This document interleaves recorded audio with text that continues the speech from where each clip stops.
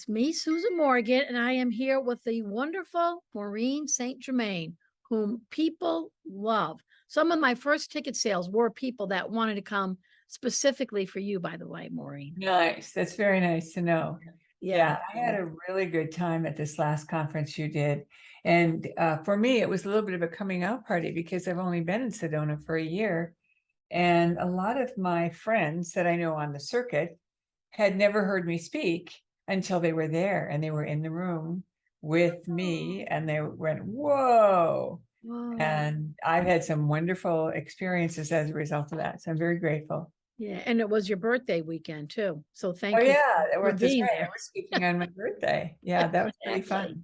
So you were busy. You had a busy weekend, but people loved you. And it was a powerful, powerful presentation that you gave. So I'm curious, are you going to offer a similar presentation, or where do you want to put your focus in a couple of weeks? I'm planning on working the 5D awareness again, but more information, different tools. I'm going to talk about how you can activate your pineal, how you can turn on your secret right chakras, how you can be powerful collectively and personally. Um, there's a lot of things going on in the world that people are worried about. And my take on all of it is, what are we doing about it? What are we doing about it? And we have the power of prayer. We have the power of calling in the angels and the angelic realm. That's why I'm wearing my angel scarf. I've got little That's angel pretty. on me. And we forget, or we are so used to listening to the news that we forget even the weatherman can be wrong, or the weatherwoman can be wrong. In fact, I think the percentage of accuracy is probably at 50%. So when they're predicting a big storm, my response is, okay, that's good to know. Now I'm going to call on the elementals and ask them to soften it and don't hurt any physical buildings that belong to humans, and keep humans safe. And that changes the vibe. And if everybody did that, it would be amazing.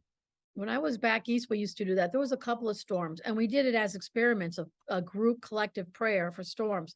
And even ones that seemed like they were going to be barreling right smack into Florida. It's always Florida, right? Right. They were redirected at the last minute. Uh-huh. Uh-huh. So, Yeah. I cannot think of her name right off the top of my head, who did the intentional experiment. Oh my goodness. I'll think of it in a few minutes. Well, and there was a well-known radio broadcaster, and I can't think of his name. He does late Saturday night interviews, and he asked everyone to pay for rain a few years ago in California, and they got torrential rains, and it so freaked him out that he said he would never do it again. And I thought, rock on, let us help each other.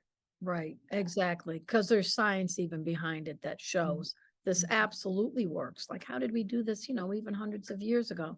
They asked the rainmaker. What was he doing? He was invoking the gods for help, which we can do, and we need to do. Like that song, Calling Down All the Angels or Calling in All the Angels. I hear that song. It's very emotional for me. Like, this is the time to call in the angels. One of the women that's coming to speak is from Sedona, named Raquel Spring. She just signed on yesterday, and she's going to talk about the astrology specifically of what's happening on the planet and also in this country. And it's very interesting. I mean, this is what astrologers have talked about for 50 years, right? About the time we're in now, astrologically. Well, And and the good news about astrology is you can opt out. exactly. Exactly. It's the same thing with dream work. If you can see what's coming down the road, if you don't like it, then you amend your waking life. That's the whole point. That And is the whole point. I agree. And a lot of people don't realize that if an astrologer says X, it does not mean that that's what's going to happen. It's the GPS telling you, if you keep doing what you're doing, this is what's going to happen. And the only way around that is to use your proactive prayer work. right, I agree. Even when I do readings for people, I say this is the trajectory, of whatever the question is. Does that look good? Okay, then keep on doing what you're doing. And if it's not, then things need to change. And then Right. what do we need to change? Right. So, and then we become the empowered people that we really are supposed to be, Exactly. So Exactly. I know you travel all over the globe. You've got a global presence in a very legitimate way. Like some people just do online stuff globally. I mean, you travel around the globe. And so have you been busy this summer? Well, I haven't traveled much this summer, but I am going to London to teach, and I am going to Wales to teach in a couple of weeks, actually right after your conference. That's why I had to change my original booking. Yeah. And it's a very big event that's like one day, but it's going to be really amazing because there's like 3 stages and all these speakers, and Wow. we'll see. Um, so I was And thinking of Arthur Findlay. You would be good at the Arthur Findlay College. Do you know about Arthur Findlay? no, I'm not familiar with Oh, it. yo, you got to check this out. Arthur Okay. Findlay, I was even pursuing that as a possibility a number of years back, but then I got sidetracked and came out here. But Arthur Findlay is the school for mediums and psychics and all that has been around since the beginning of time. And that is the basis for the Harry Potter school and all the way that looks and all. It's all Arthur Mhm. Findlay, and they have legit psychics that are coming out. I think you are also a natural born psychic. I'm a natural born psychic and medium, so I didn't really train at all. So I find it fascinating that they can be trained. People can be. The interesting thing is, as you say, legitimate teacher overseas. I've taught in 24 countries. I was the first one to teach the Merkaba in lots of places. Um, I have memories of who I was in certain countries, which was very interesting. Oh, I can And imagine. I would never tell anyone because I felt like, who am I to come in and say, oh yeah, I was this famous person? But when the students or the organizer comes to me and say, I have something I need to tell you, and then they confirm what I was told by my guides. So I've been in 24 countries and many, many times in these same places, over and over. Right. And I will tell you, when I taught in Scotland a Okay. few years ago, Scotland is known for their um, clammy weather, if you will, and the coldness. And I was there in late September, and we had 80, 90-degree weather. It was so amazing that I told everyone to bring their lawn chairs, and we're going to sit outside and have class outside because it was so rare. Yeah. And as soon as I left, of course, the weather went back to quote normal. Yeah. Um, and my books are translated into 14 languages. We have a lot of foreign language copies here. So if you're listening and you would prefer to have one of my books in one of your languages, just check us out and ask, because we have quite a good selection of foreign language copies There's as a well. whole history. I don't know if you know this, because I'm part Native American, that with indigenous people, when a medicine person comes in, the weather changes. I did not know that, but Oh, yeah. It very, changes for yeah. whatever needs. If it was in the Southwest, like Rolling Thunder, he was a famous medicine person. He died, I don't know, in the 80s. And when he would come in and do work like in the Southwest in Texas, it would rain where it hadn't rained for they don't know how long. It would also rain right as he was leaving. And he'd say it was to clear out psychically the energy and also to bless the land. Hmm. But that's a known thing. A lot of times it'll rain, or in this case, if it's a rainy environment, you brought the sunshine. It's a it's showing there's valid proof. This is a medicine type person, not just an everyday speaker. Mhm. Well, it's funny. For years, um, I had been told how to work with the weather, and I kind of was reluctant because I thought, who am I to be changing the weather? And then my guide said, well, go look at China and Google, weather manipulation in China. And that was way before it was a thing, before people knew that there was weather manipulation. So weather manipulation as in harp or through prayer. No, neither, not through harp and not through prayer, but through machinery. Okay. So you're saying that China was manipulating the weather 30 many, years ago. but not through harp, but through a similar technology? Well, I don't know whether it was similar or not. I didn't follow that path down. I wasn't interested. I was simply shocked to find out that that was possible and that there were others doing it. And so then every week when I would land, the host would say to me, it was supposed to rain all weekend. The minute you landed, everything just cleared off. There you go. And I would laugh and smile and say, yeah, that's pretty nice. And one day I finally asked my guides, am I doing that? And they said, we were waiting for you to figure this out.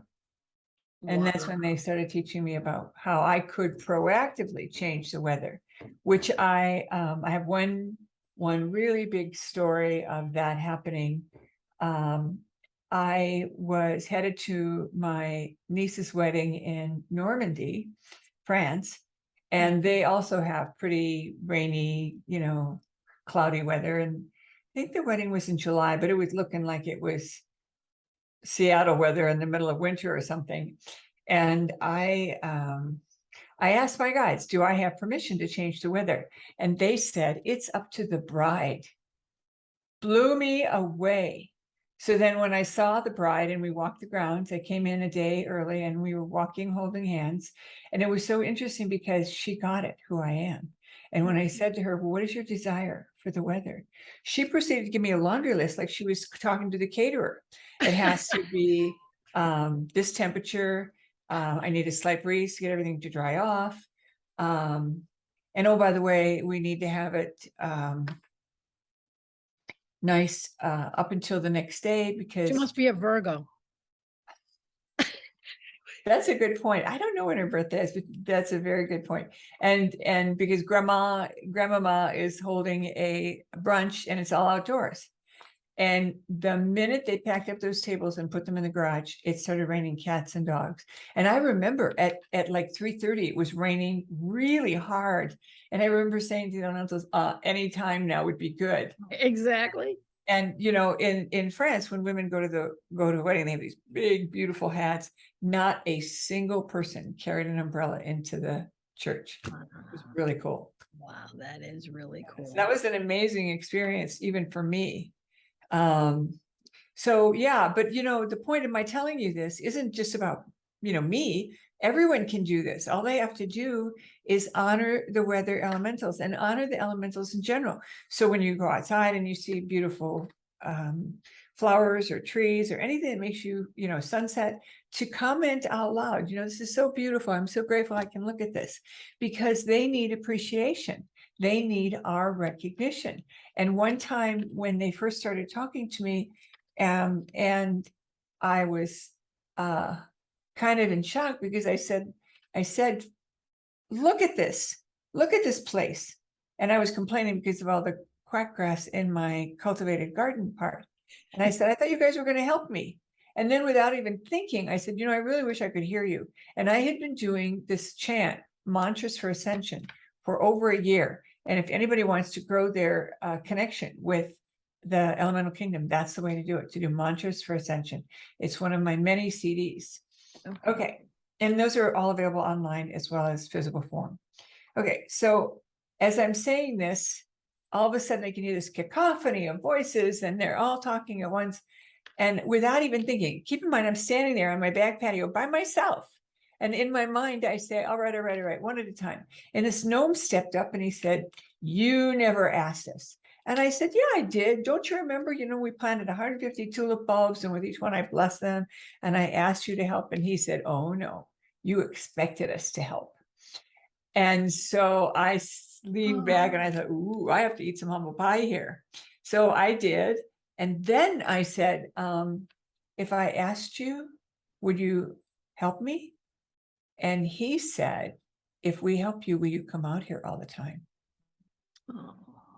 And I lived in that house for a couple of years, but I'd never bought a table to eat on outside. I had other chairs, but no, like a dining table. Right. So I bought a table the next day and chairs, and I ate every meal from probably April through end of November. The weather would be nice enough that I could go outside with my meal and eat outside and admire their presence. And so I recommend everybody find a way to be outside, even when the weather's wacky.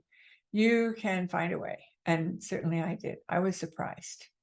I love that. I used to have a bed and breakfast in Mystic, Connecticut for years, this antique old house.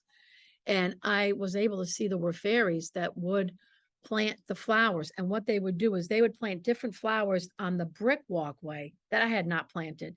They would spring up and they would do different things. So what I would do for them is I had this big Plantagenet, it's called a broom plant.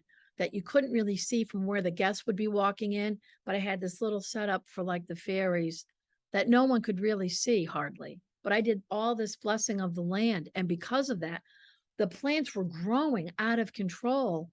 And I was so grateful for them. I had unusually healthy plants. I've had this knack my whole life. And it's basically like you're saying, I recognize the elementals and also even the plants themselves. I sincerely am grateful for them and love them. And they do want to be around us if we're appreciating them. If there's some sense of awareness, even for people that can't see them, well, they're all there, whether you can see them or not. And I think you gave the clue of when you see something beautiful, then you can almost guarantee they're going to be somehow have a hand in that. Mhm. So I agree.